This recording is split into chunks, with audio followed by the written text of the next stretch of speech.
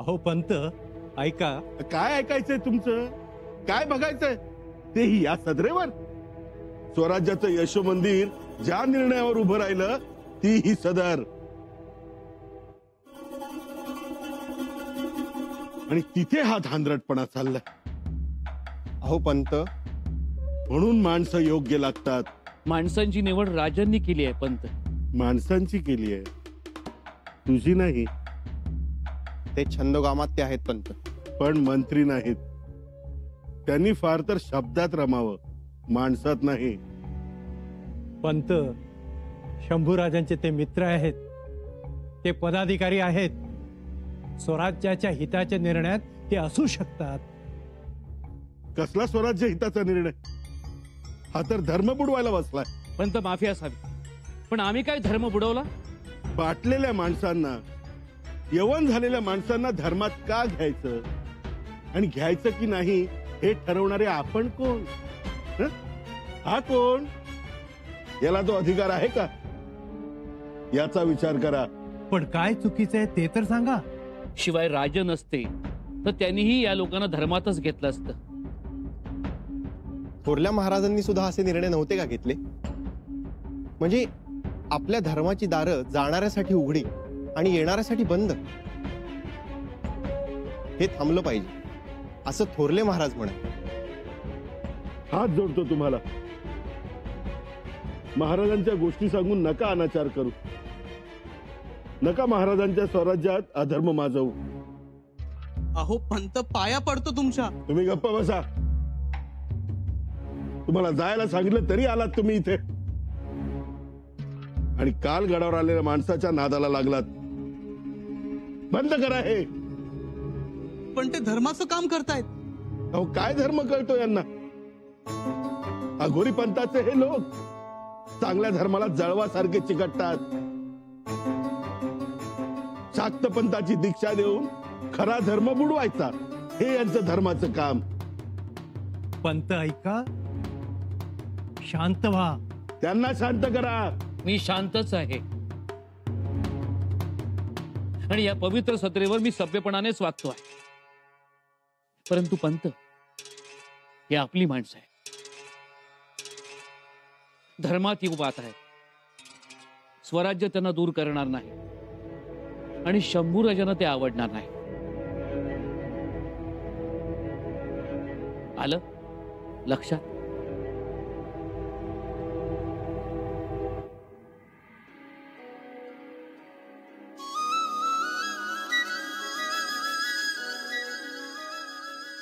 युवराज, असं काय पाहता आहात? आमची श्री सखी राज्ञी येसू.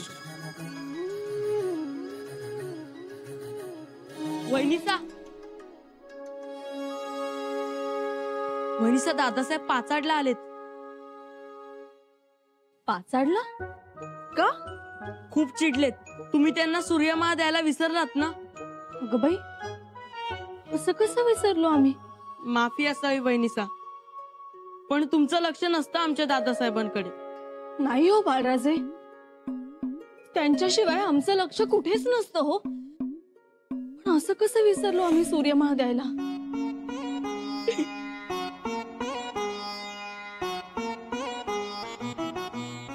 असं बाळराजे, ना तुमचे दादासाहेब आलेत ना आम्ही सूर्यमाळ द्यायला विसरलोय. तुम्ही आमची थट्टा करताय ना? तुम्ही या इकडे या. बाळराजे, बाळराजे थांबा. बाळराजे, पण कशा घाबरलात? आम्ही कशाला घाबरू? तुमचे दादासाहेब काही वाघ लागून गेलेत का घाबरायला? म्हणजे छावा म्हणूनच ओळख आहे त्यांची, आणि तुम्ही त्यांच्याच आठवणीत होतात. नाही हो, आम्ही कशाला त्यांच्या आठवणीत? आम्ही तर बाई आमच्या कामात होतो. खरं सांगा. खरंच सांगतो आहोत. तुमच्या दादासाहेबांनी एवढी कामं सोपवली आहेत आमच्यावर, आम्हाला कामात काही सुचत नाही बाई. ठीक आहे, मग आता दादासाहेब आल्यानंतर आम्ही त्यांना समजून सांगतो. आमच्या वहिनीसांना कामं जबाबदाऱ्या देत जाऊ नका. म्हणून त्यांना तुमची आठवण काढता येत नाही. आम्ही सांगू. बाळराजे, बरंच कळायला लागलंय की तुम्हाला. आता तुम्हाला सजा द्यायला हवी. तुम्ही देऊ शकता. मग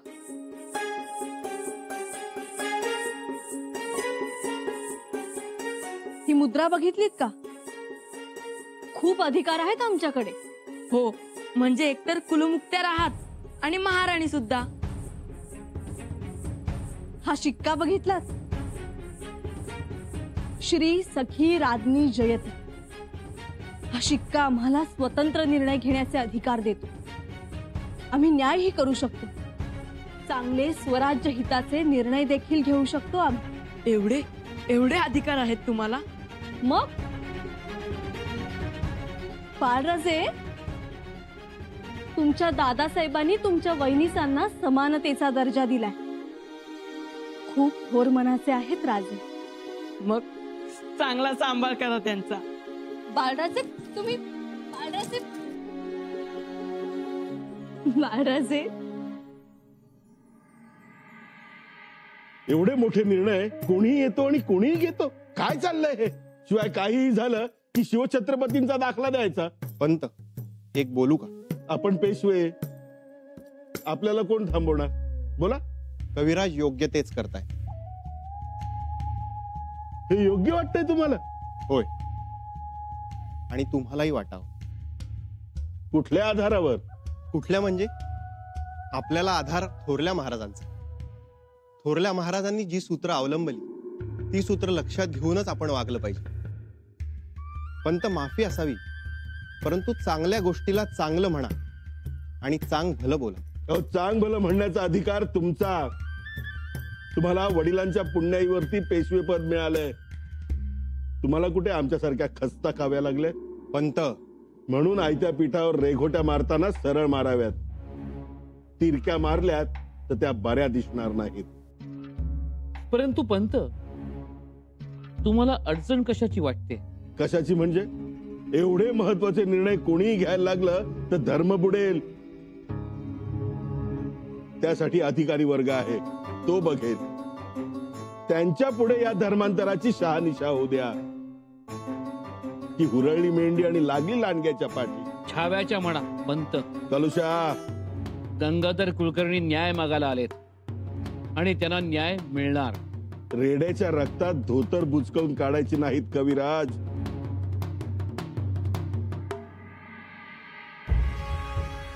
मातोश्री, याद केलीत आपण? हो. सदरेवरचा खटला तुमच्या कानावर आला का? हो, येता येता आलं कानावर. बघा ना, धर्मात घ्या, शुद्धीकरण करून घ्या असं म्हणून बाटलेले लोक सदरेवर येऊन पोचले.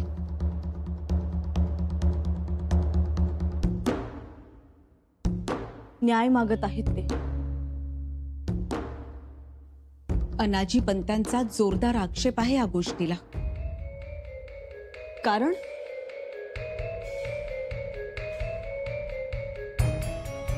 कारण अजून तरी कळलं नाहीये, पण अनाजी पंत नाखुश आहेत आणि सदरेवरचे लोक घाई करतायत. हो ना, ते विनवणी करतायत धर्मात घ्या म्हणून. मग काय ठरवलं? काय ठरवणार? आणि ठरवणार कोण? शंभूराजे गडावर नाही. आता तो अधिकार तुम्हाला आहे.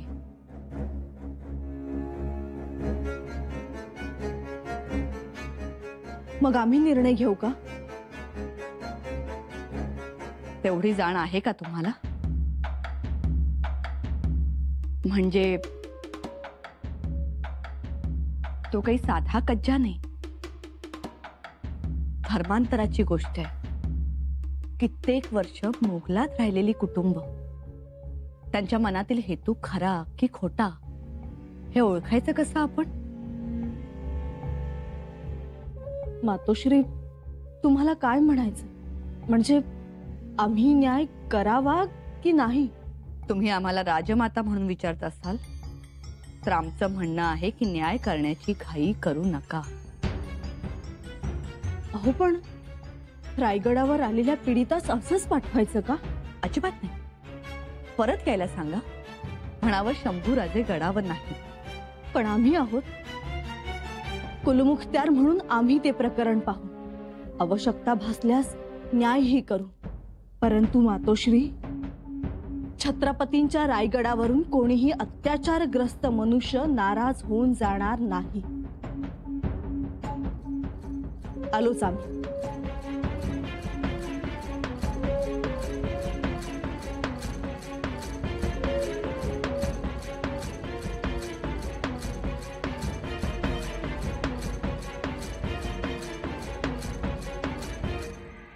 आज गंगाधर आला आणि त्याची कैफियत तुम्हाला लगेच खरी वाटली? पण तो खोटं कशाला बोलेल? हो ना, शिवाय त्याला मारहाण झाल्याचं दिसतंय, त्याचा छळ केल्याचं दिसतंय. अंगावरचे वळ आणि जखमा दिसल्या म्हणून का त्याचे अंतरंग आपल्याला कळले? गेले कित्येक दिवस तो पाशा खान म्हणून मोगल फौजेत राहिलाय. त्याच्यावर आसमानी किताबाचे संस्कार झालेच असणार ना. खरं तर आजवरचा थोड्या मोठ्यांचा अनुभव हेच सांगतो, एखादा माणूस स्वराज्याच्या शत्रूला मिळाला की त्याला स्वराज्यात स्थान नाही. असे असताना आपण हा निर्णय का घ्यावा? कोण घेणार ती जोखीम? जोखीम? हो, नाहीतर तुम्ही घ्या जोखीम निळोपंत, किंवा कविराजांना घेऊ द्या. जे घडेल त्याला सामोरं जावं लागेल. हा धागा दिलेर खानाचा आहे. कदाचित या गंगाधराला दिलेर खानानं पाठवलं असेल. उद्या राजांना काही बरं वाईट झालं तर आपण याची पूर्णता शहानिशा करू. मग राजे येतील, मग आपण काय ते ठरवू. काय बाळाजी? हो, म्हणजे परंतु पंत, नका व्याप वाढवू. जाऊ द्या त्यांना. निघा तुम्ही. पाशा खान. मायबाप, मोठ्या आशेने आलो होतो. या आपण. राम राम. राम राम. चला बाबा. चला मंडळी, आपलं नशीबच फुटकं म्हणायचं. आता या म्हातारपणात मी राहीन चाचा आणि तू माणिकची मलिकाच राहणार. चला. थांबा.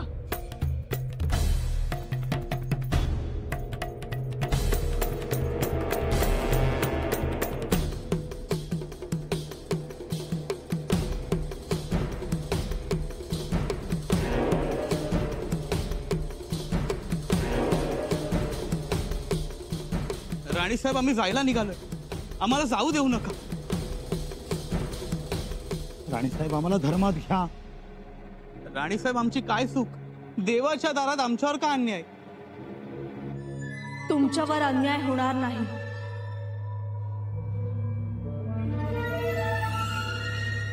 राणीसाहेब,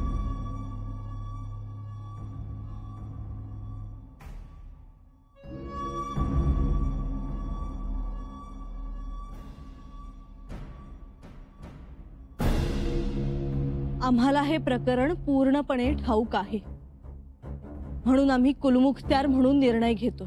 त्या अगोदर विचार करावा राणीसाहेबांनी. अहो, आता पूर्वीची परिस्थिती राहिली नाही. शिवाय हा गंगाधर घष्टणीतला ओळखीचा नाही. शिवाय धर्माचाही त्याग केलाय त्याने. नाही, धर्माचा त्याग केला नाही आम्ही. आमची फसवणूक झाली. आमच्यावर अत्याचार झालेत. आमच्या दारात कपिलेलं कापून आमचे हातपाय बांधून तोंडात मांस घातलं. मी वाटलो, माझ्या आई वडिलांना वाटवलं. आणि हे खोटं ठरलं तर? यातला एकही शब्द खोटा नाही. खोटा असेल तर मला काळकोठडीची शिक्षा द्या. त्याची गरज नाही. आम्ही पुन्हा तुम्हाला धर्मात घेत आहोत. या कुलकर्णी कुटुंबास मोठ्या सन्मानानं आपल्या धर्मात घेऊ. मोठा सोहळा करू आणि त्यांना जगदीश्वराचं दर्शनही घडवू. राणीसाहेब, कविराज, तुम्ही या कुटुंबास गडावर थांबवलं, त्यांना धीर दिला, उत्तम केलं. त्यांच्या धर्मांतराची तयारी करा. आबासाहेबांचे जे संचित आहे तेच आम्हा सगत्याचे. त्यांनी जी आदर्श जीवन मूल्ये मागे ठेवली तीच आम्ही जतन करणार. योग्य निर्णय घेतलात. शिवरायांची सून शोभलात तुम्ही.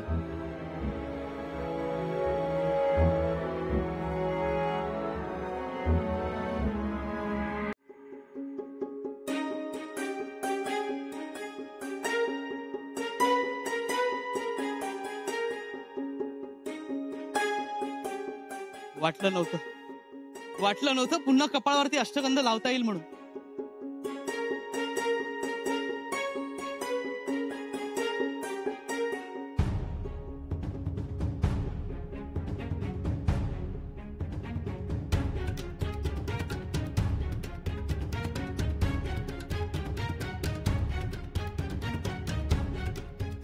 राणीसाहेब, तुम्ही साक्षात आऊसाहेब. तुम्ही निर्णय घेतला म्हणून माणसात आलो आम्ही. उपकार झाले. स्वराज्यात न्याय आहे. तुम्हाला हर्सूल गावी जायचं नसेल तर मावळात राहा. घर जमीन सरकारात मिळेल. नको राणीसाहेब, आम्ही जाणार हर्सूल आणि घरावर स्वराज्याचा भगवा फडकवूनच राहणार. आता आम्ही कोणाला भिणार नाही. शाबास, अशी जिद्द हवी. तसं असेल तर सरकारातून संरक्षण मिळेल तुम्हाला. काही नको, तुम्ही आपलं समजून जवळ घेता ह्यातच सगळं आले. फक्त एक परवानगी द्यावी. हर्सूलला जाताना रायगडावरची मुठभर माती आणि गंगासागर तलावातलं तांब्याभर पाणी घेऊन जाण्याची मुभा द्यावी. जा, घेऊन जा. ते तुमचंच आहे. हर हर महादेव, हर हर महादेव. पंत पुरे का आता? पुरे सोडा, अजून धार सोडा. बरं बरं, या टाकतो.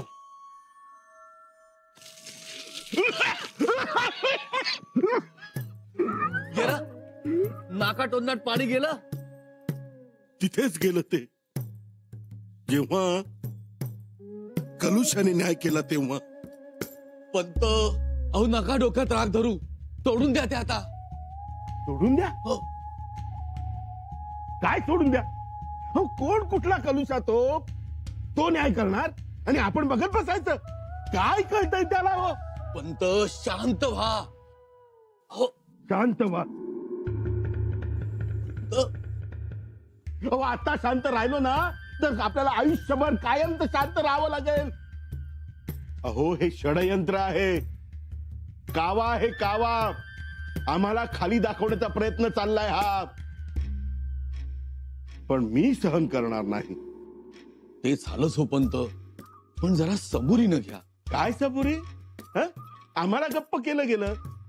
स्वराज्यातला एवढा मोठा निर्णय तोही चुकीच्या पद्धतीने घेतला गेला. काही शहानिशा नाही, काही नाही. आणि ज्याला धर्मात घेतलं तो हेरी असू शकतो. पण नाही, अनाजी जे बोलेल त्याच्या विरोधात करायचं. म्हणजे राणी साहेबांनी असं वागावं? म्हणजे आमची किंमत आम्हाला दाखवून दिली म्हणायची तर? पंत, अहो तुमचा सल माझ्या लक्षात येत नाहीये का? सल? सल नाही, सळ आहे हा, जो माझ्या उरात चालतोय. सुरनिसाचा मुजुमदार केला. अकबराकडे तिकडे त्या हिरोजीरावाने एकटं पाठवलं आणि आता त्या कालच्या टिकूजीरावासमोर आमचा अपमान.